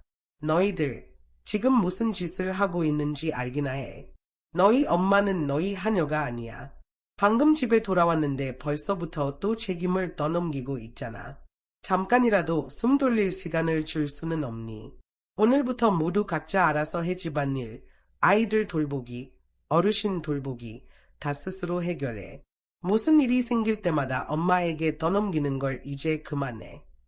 준호의 폭발적인 말에 다니엘과 안나는 완전히 침묵했다. 나조차도 잠시 멈칫했다. 평생 내 뒤에서 조용히 서 있던 그가 내 편에서 목소리를 높이는 모습은 처음이었다. 그러나 나는 오래 생각할 시간이 없었다. 미안하지만 나는 차분히 말했다. 나는 더 이상 집안일을 책임지지 않을 거야. 이제부터는 너희가 스스로 해결해야 해. 그리고 나는 준호를 바라보며 말했다. 다른 일이 없다면 내일 아침 9시에 변호사 사무실로 가서 서류에 서명하자. 준호의 얼굴이 창백해졌다. 정말 이걸 진행할 거야? 그는 낮고 굳은 목소리로 물었다. 다니엘과 안나는 아까의 꾸지람으로 이미 충격을 받은 상태였는데 이번에는 더 큰 충격을 받은 듯했다. 믿을 수 없다는 표정으로 나를 바라보았다. 뭐라고? 다니엘이 외쳤다. 엄마, 이혼하신다고요? 에요. 이거 혹시 비비안 이모 때문이에요. 안나가 급히 덧붙였다. 그냥 도와주신 것뿐이에요. 우리 다 봤어요. 아빠랑 비비안 이모 사이에 아무 일도 없어요. 엄마가 가민하게 생각하시는 거예요. 나는 고개를 저었다. 그들에게 설명하는 것은 아무 의미가 없었다. 나중에 준호가 알아서 설명하겠지. 나는 다시 준호를 바라보며 흔들림 없는 목소리로 말했다. 충분히 생각했어. 이 결혼은 이제 끝내기로 했어. 엄마는 65살이에요. 다니엘이 절박한 목소리로 말했다. 평생 전업주부로 사셨잖아요. 이혼 후에 어떻게 혼자 지내시려고요? 맞아요. 안나도 기어들었다. 엄마, 어디서 이상한 소리 들으신 거 아니에요? 자기 삶을 살아라 같은 거요. 너무 순진하게 믿지 마세요. 사람들은 엄마 돈이 탐나서 그러는 거예요. 그리고 만약 새 사람을 만나신다 해도 다니엘이 덧붙였다. 아빠만큼 믿을 만한 사람은 없을 거예요. 처음엔 다들 달콤하게 굴겠지만 결국엔 엄마가 그 사람을 돌보는 간병인이 될 뿐이에요. 그들의 말은 점점 커지고 감정적으로 변했다. 하지만 내가 느낀 것은 오직 피로감뿐이었다. 너희 의견을 듣고자 한 게 아니야. 나는 날카롭게 끊었다. 이혼은 나와 너희 아빠 사이의 문제야. 너희가 끼어들 일이 아니야. 그리고 참고로 말하자면 나는 무력하지 않아. 수십 년 동안 이 가정을 위해 헌신했어. 법적으로 나는 모든 재산의 절반을 가질 권리가 있어. 부모님께 물려받은 두 채의 집과 유산도 있고 그걸로 충분히 편안하게 살 수 있어. 너희 걱정은 필요 없어. 그 말에 그들은 입을 다물었다. 순식간에 충격에 빠진 표정이었다. 내가 오래전부터 이 모든 것을 계획해왔다는 사실을 전혀 몰랐던 듯했다. 나는 다시 준호를 바라보았다. 아직도 내가 마음을 바꿀 거라고 생각해. 아직도 이걸 받아들이기 싫어. 방 안의 공기가 무겁게 가라앉았다. 나는 준호가 가장 중요하게 여기는 것이 무엇인지 알고 있었다. 그것은 바로 자존심이었다. 특히 다른 사람들 앞에서, 특히 비비안 앞에서. 그래서 나는 조금 더 크게 말했다. 비비안 앞에서 바보처럼 보이고 싶지 않다면 깔끔하게 끝내. 드라마도 지연도 없이. 역시나 그의 턱이 굳어졌다. 그는 천천히 고개를 끄덕이며 이를 악문 채 말했다. 좋아. 내가 원한다면 그렇게 하자. 내가 가질 권리가 있는 건 모두 가져가. 수년간 내 가슴을 짓눌렀던 무거운 짐이 갑자기 사라지는 듯했다. 나는 가볍게 고개를 끄덕였다. 좋아. 그 말을 남기고 나는 자리에서 일어나 나갔다. 준호는 아무 말도 하지 않았다. 하지만 그의 눈은 붉게 물들어 있었다.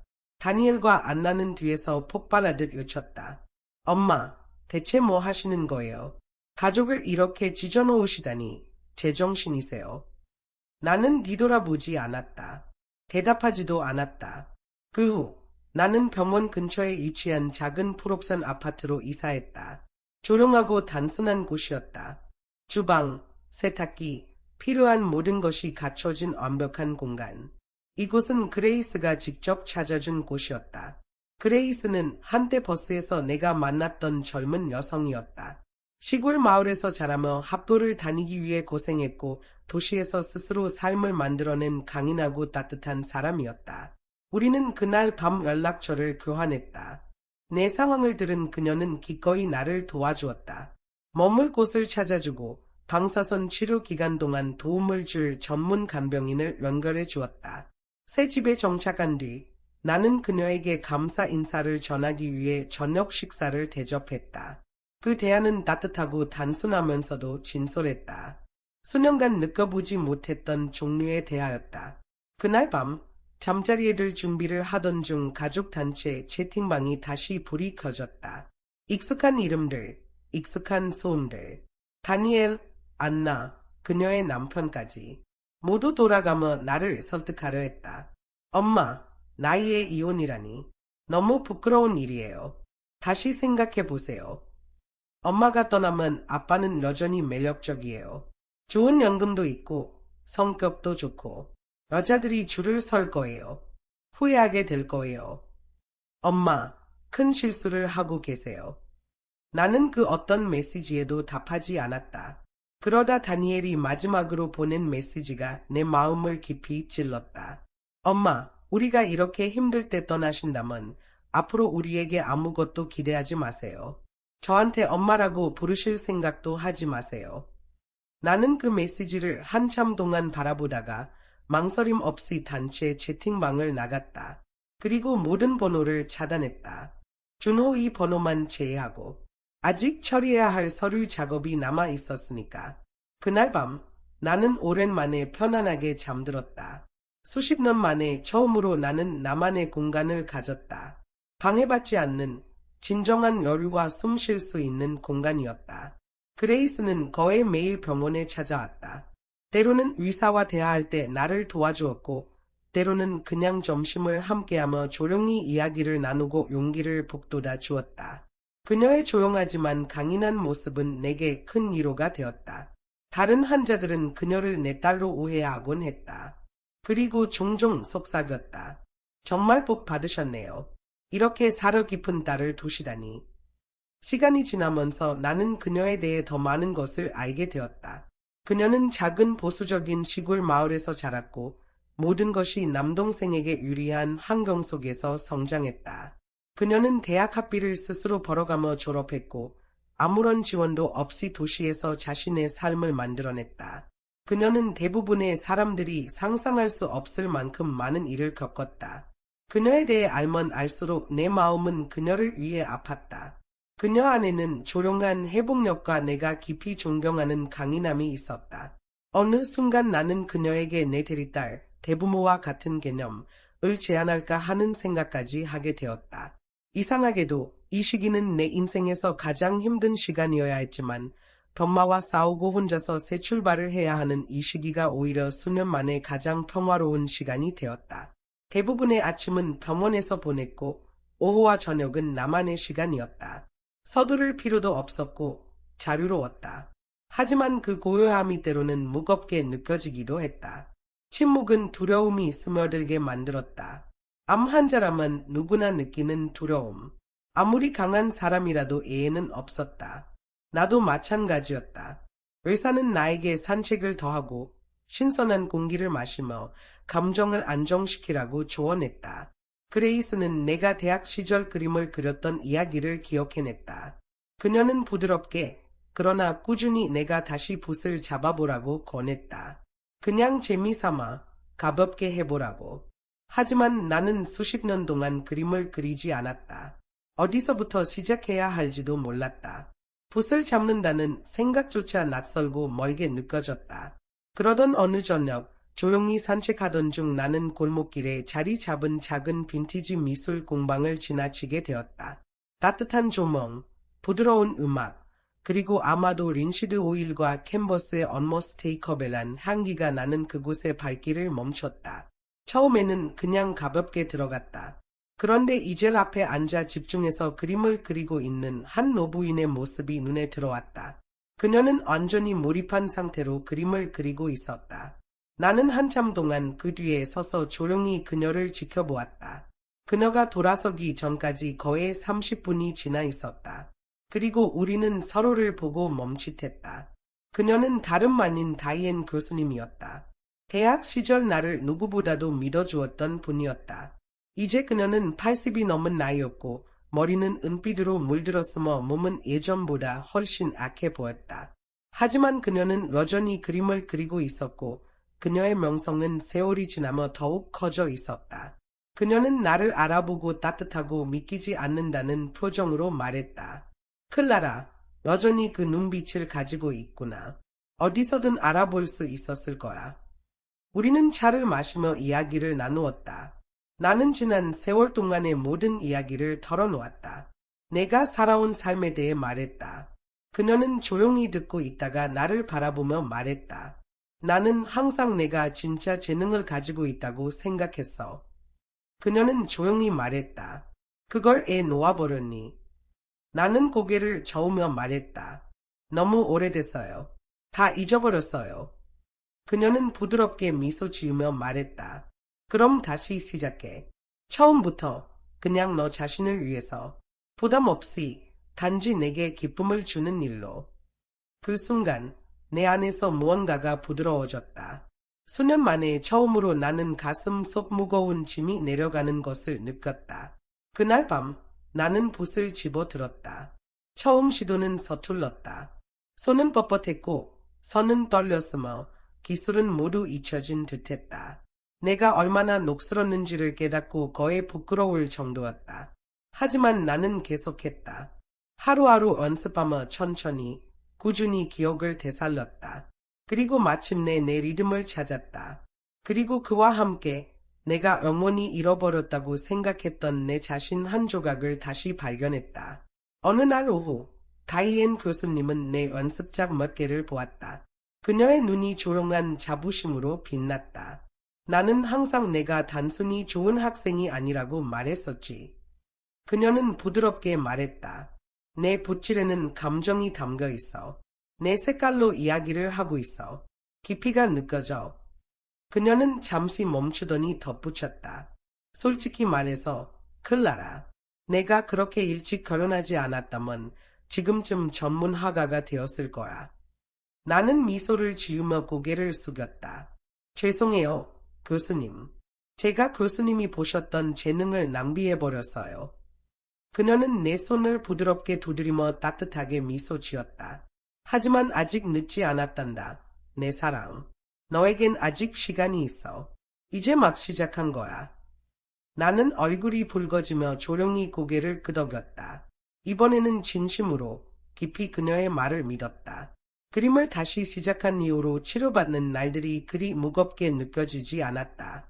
그림은 나의 피난처가 되었고 나의 이안이 되었으며 나의 치료와 리듬이 되었다. 시간이 더 쉽게 흘렀고 두려움은 점점 사라졌으며 심지어 고통조차도 캔버스 위에서 색을 섞는 동안에는 건딜만 했다. 그런데 가끔씩 과거의 잔재들이 내 공간을 침범하곤 했다. 그것은 바로 준호였다. 내가 그의 번호를 차단한 이유, 그는 다양한 번호로 전화를 걸어왔다. 항상 별것 아닌 핑계였다. 내 회색 정장은 어디에 두었더라? 게스트룸에 있던 오래된 사진첩 가져갔니? 사촌 결혼식에 어떤 셔츠를 입어야 할까? 어떤 날은 믿기지 않을 만큼 터무니없는 이유로 전화가 왔다. 내가 좋아했던 꽃이 피었어. 집에 와서 볼래? 심지어 술에 취한 목소리로 전화가 오기도 했다.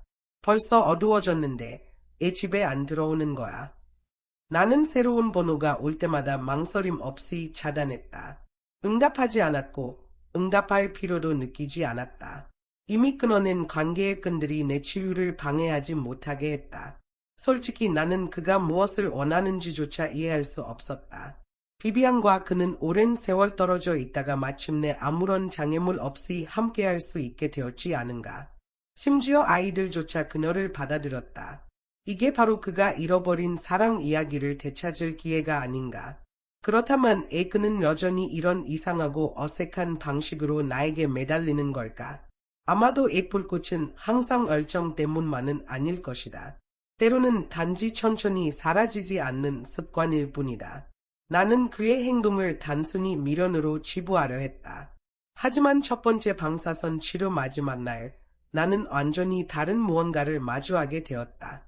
그레이스와 나는 치료실에서 나와 병원 안뜰을 걸어가고 있었다.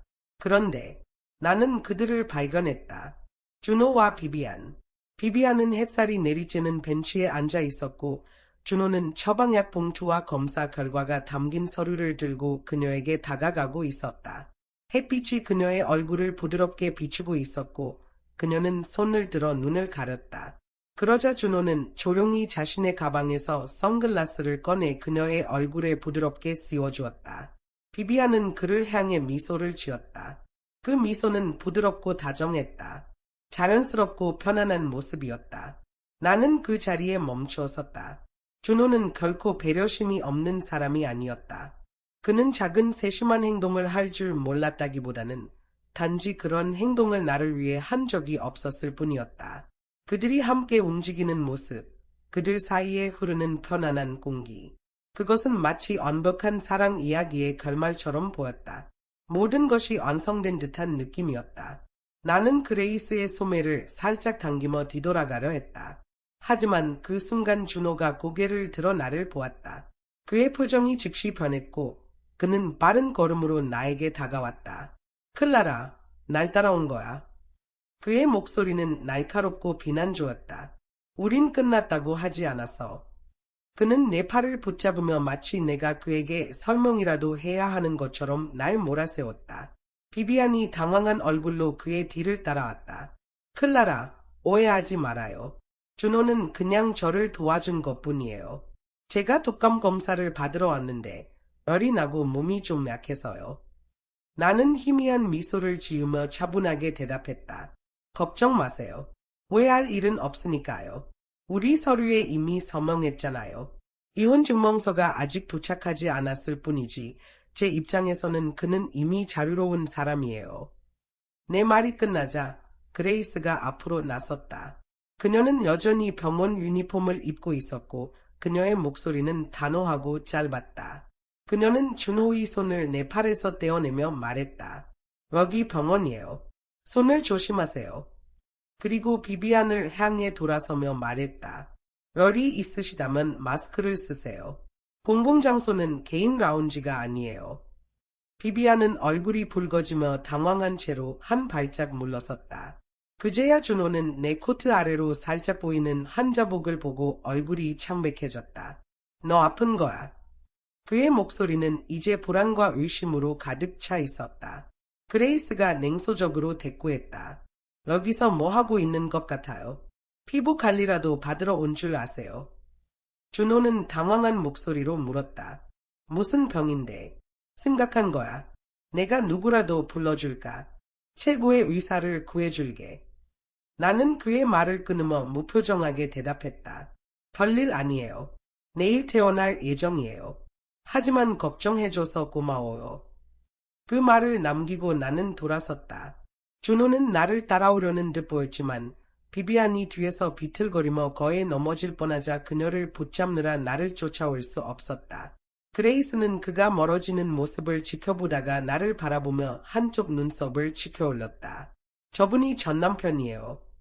나는 고개를 끄덕였다. 그녀는 짧게 웃음을 터뜨렸다. 내가 맞춰볼게요. 옛날에는 저 얼굴에 반하셨죠. 그녀의 가벼운 농담은 내 안에 무언가를 깃들었다.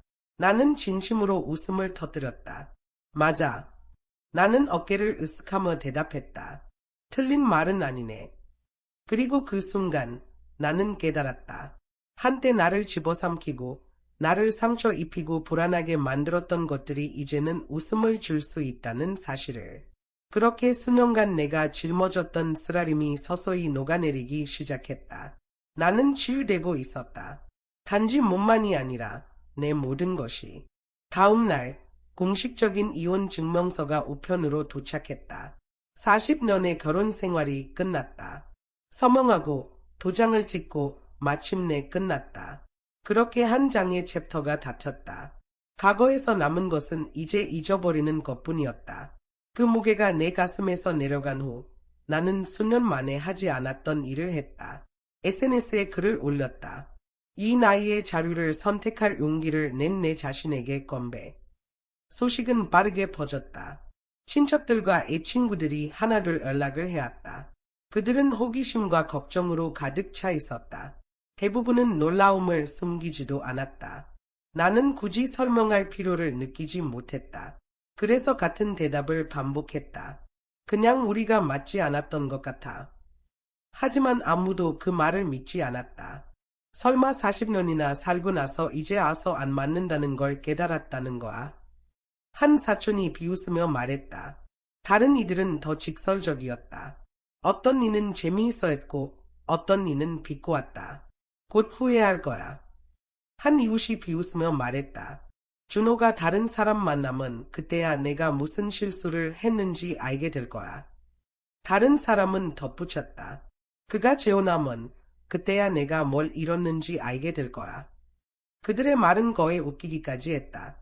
마치 내가 버려진 여자라도 된 것처럼, 독립이라는 한상에 매달리는 것처럼, 마치 내 가치는 누군가의 아내로서만 정의되는 것처럼. 하지만 나는 내 삶을 돌아보았다. 정말로 돌아보았다. 집 새 채, 충분한 저축, 가족처럼 나를 아껴주는 젊고 밝은 대리딸, 첫 번째 암 치료를 성공적으로 마치고 희망적인 결과를 얻은 상태. 의사는 정기적인 검진과 적절한 관리만 한다면 내 삶이 단축되지 않을 것이라고 말했다. 모든 면에서 내 삶은 그 어느 때보다 평화롭고 내 것이었다. 하지만 나는 그것을 아무에게도 설명하지 않았다. 나는 가장 중요한 교훈을 배웠기 때문이다. 내 평화를 남의 이해에 의존하지 않는다. 그래서 나는 소문과 판단에 시간을 낭비하지 않고 그림에 몰두했다. 그레이스는 여전히 나의 든든한 응원군이었다. 계정을 만들어야 해요. 그녀는 나를 설득했다. 다른 화가들과 소통하는 것뿐만 아니라 다른 여성들에게도 보여줘야 해요. 다시 시작하기에 늦은 나이는 없다는 거로. 많은 사람들에게 영감을 줄 수 있어요. 자신이 갇혔다고 느끼는 여성들, 보이지 않는다고 느끼는 여성들에게요. 그들에게 혼자가 아니라고 알려줄 수 있어요. 결국 나는 그녀의 제안을 받아들였다. 그녀는 나를 도와 계정을 만들고 이름을 정했다. 잉 앤드 그레이스. 예술과 우리가 처음부터 다시 쌓아 올리고 있는 삶을 부드럽게 기리는 이름이었다. 나는 조용히 게시물을 올리기 시작했다. 내 발전 과정, 스케치, 캔버스의 사진들. 내 얼굴을 드러내지 않고 자기 홍보도 하지 않았다. 단지 붓질과 색감, 캔버스 위에 쌓이는 층을 통해 조용한 친밀함을 전달했다. 놀랍게도 계정은 천천히, 그러나 꾸준히 성장하기 시작했다. 일부는 동료 화가들이었고 일부는 단순히 재탄생의 조용한 아름다움에 이끌린 낯선 이들이었다. 그렇게 내 삶은 조용히 그러나 목적 있게 흘러갔다. 평화롭게. 다니엘과 애나, 잭과 올리비아에게 가야 할 돈이에요. 그걸 어떻게 외부 사람에게 넘길 수 있어요? 내가 대답하기도 전에 준호가 손을 들어 다니엘의 뺨을 세게 내리쳤다. 날카롭고 울려 퍼지는 소리가 방 안에 가득 찼다. 그의 목소리는 낮았지만 유리처럼 날카로웠다. 내 안에 입 좀 다물게 해. 난 여자를 때리진 않아. 대신 너를 때린 거야. 다시는 그런 치욕스러운 말을 하지 마. 다니엘은 충격을 받은 듯 멍한 표정으로 레오나를 돌아보았다. 그녀는 움츠러들며 입을 닫았고 얼굴이 붉게 달아올랐다. 그녀의 말은 선을 넘었다. 그것도 아주 추악한 선을. 나조차도 그 말에 상처를 받았고 그레이스의 얼굴을 보니 그녀 또한 상처받은 것이 분명했다. 그녀의 뺨은 붉게 물들었고 눈은 분노로 빛났다. 내 마음도 불타올랐다. 그레이스는 내 대리딸이에요. 나는 차갑게 말했다. 여기 있는 누구라도 그 사실에 문제가 있나요? 당신들은 이미 다른 여자를 새어머니로 받아들였잖아요. 그런데 내가 내 가족을 선택하면 안 되죠. 나는 그레이스가 어떤 사람인지 정확히 알아요. 만약 당신들 중 누구라도 그녀가 나에게 보여준 따뜻함과 배려의 절반만이라도 보여줬다면 내가 오늘 여기서 내 삶에서 이방인처럼 느끼고 있진 않을 거예요. 나는 잠시 멈추고 차갑게 덧붙였다. 그리고 설령 그녀가 내 돈을 노리고 있다 해도 뭐 어때요? 차라리 그녀에게 다 주는 게 나를 짐으로만 여기는 사람들에게 주는 것보다 훨씬 가치 있을 거예요. 나는 대답을 기다리지 않고 그레이스의 손을 잡고 방을 나섰다. 아무도 따라오지 않았다. 하지만 문을 나서기 직전 다니엘과 애나의 얼굴이 눈에 들어왔다. 그들의 얼굴에는 더 이상 분노도 심지어는 억울함도 없었다. 그저 충격과 부끄러움, 그리고 어쩌면 약간의 두려움이 섞여 있었다. 며칠이 조용하고 평화롭게 흘러갔다. 내가 좋아하는 그런 날들이었다. 이제야 그들이 나를 놔준 것 같았다. 어차피 나는 더 이상 병원을 자주 가지 않았고 그들 중 누구도 내가 어디에 사는지 몰랐으니까. 적어도 나는 그렇게 생각했다. 그러나 바로 다음 날 준호가 내 집 문 앞에 나타났다. 문을 열었을 때 나는 잠시 얼어붙었다. 그는 전날보다 더 초췌해 보였다. 움푹 꺼진 밤, 더 짙어진 다크서클. 그의 목소리는 싱긋하고 거칠었다. 잠깐 들어가도 될까? 그는 조용히 말했다. 그냥 내가 어떻게 지내는지 보고 싶어서. 나는 망설였지만 아무 말 없이 옆으로 비켜 그를 들였다. 하지만 음료를 권하지도 한영의 말을 건네지도 않았다. 그는 손님이 아니었다. 내가 초대한 사람도 아니었다. 그는 개의치 않는 듯 천천히 내 아파트를 둘러보았다. 벽에 걸린 캔버스들, 따뜻한 색조, 생동감 있는 붓질, 세계 층들. 모두 내 작업, 내가 다시 찾은 나 자신이었다. 클라라, 정말 다시 그림을 시작했구나. 그의 목소리는 부드럽고 거의 경외감이 담겨 있었다. 내 작품이 예전보다 더 강렬하게 느껴져. 그리고 너도. 그는 잠시 멈추고 나를 바라보며 말했다. 내가 더 살아있는 것 같아. 젊었을 때의 너처럼. 젊었을 때의 나. 그 말은 내 안에 어떤 부드러운 부분을 건드렸다. 그 시절 나는 얼마나 자주 궁금했는가. 그는 나를 정말로 본 적이 있었을까? 그는 계속 걸으며 모든 디테일을 살폈다. 이걸. 그는 천천히 말했다. 생각했던 것보다 따뜻하네. 진짜 집 같아. 우리 옛집은 이제 그냥 텅 빈 껍데기 같아. 나는 대답하지 않았다. 이젤로 돌아가 붓을 들었다. 하지만 그는 그 자리에 서 있었다. 마치 그 안에 무언가가 터져 나온 듯. 나, 비비안이랑 헤어졌어. 그가 말했다. 사실 다시 그녀와 시작할 계획은 없었어. 그의 목소리는 이제 이상할 정도로 차분했다. 마치 수천 번 연습이라도 한 것처럼. 이 모든 세월이 지나고 나서야 깨달았어. 내가 그리워했던 건 그녀가 아니었어. 그녀와 함께였던 그 시절의 나였지. 젊음의 그 옛 꿈 그녀라는 사람 자체가 아니었어. 그녀는 더 나은 무언가를 원했고 나는 그걸 줄 수 있을지도 모른다고 생각했어. 추억으로 가득한 집에서 혼자 앉아 있는 것보다는 나을 것 같았거든. 그는 내 눈을 바라보며 말을 이었다. 하지만 내 위로 기록을 발견했을 때 모든 게 명확해졌어. 그의 눈이 내 눈을 마주쳤다. 그날 깨달았어. 내가 너를 충분히 아끼지 않았다는 걸, 너를 진심으로 본 적이 없다는 걸. 그는 한숨을 쉬며 덧붙였다. 아마도 나는 내가 인정하지 못했던 것보다 더 많이 너를 신경 썼던 것 같아. 내 손에 들린 붓이 흔들렸다. 나는 캔버스를 응시하며 다음 붓질이 어디로 가야 할지 갑자기 알 수 없었다. 그는 한 걸음 다가왔다. 미안해, 클라라. 그가 말했다. 난 이혼을 원했던 게 아니었어. 정말로. 너무 많은 세월을 낭비했어. 다시 시작할 기회를 줄 수 있을까? 본능적으로 나는 고개를 저었다. 그리고 그 순간 한 방울의 눈물이 캔버스 위로 떨어졌다. 색의 한 붓질이 부드럽게 번지며 오래된 흉터처럼 조용히, 그러나 부인할 수 없이 떠올랐다. 오늘은 이만하면 좋겠어요. 나는 부드럽게 말했다. 할 일이 있어서. 이제 가주세요. 나는 자리에서 일어나 그를 문까지 배웅했다. 문이 그의 뒤로 닫히자마자 눈물이 쏟아졌다. 한 방울, 또 한 방울. 하지만 그 눈물은 그를 위한 것이 아니었다.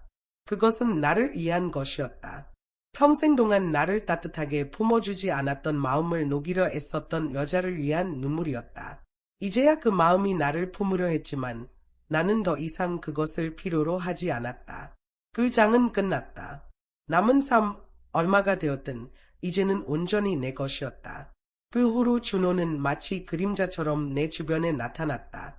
작업실 문 앞에서 조용히 내가 그림 그리는 모습을 지켜보거나 병원 대기실에서 때로는 내 건물 밖에서 과일과 채소가 든 봉지를 들고 서 있었다. 내가 부탁하지도 않은 것들이었다. 결국 아이들까지 따라오기 시작했다. 어색한 손님처럼 연습된 걱정을 담아 나타났다. 나는 그들 중 누구도 들이지 않았다. 그들의 방문을 피하기 위해 나는 동료 화가들과 여행을 다니기 시작했다. 아해에서 그림을 그리는 여행, 시골에서 열리는 주말 워크숍, 조용한 휴식들. 그 모든 것이 나를 평화로 채웠다. 몇 달 후 예상치 못한 일이 일어났다. 은행에서 알림이 왔다. 준호가 내 계좌로 2억 원을 송금했다.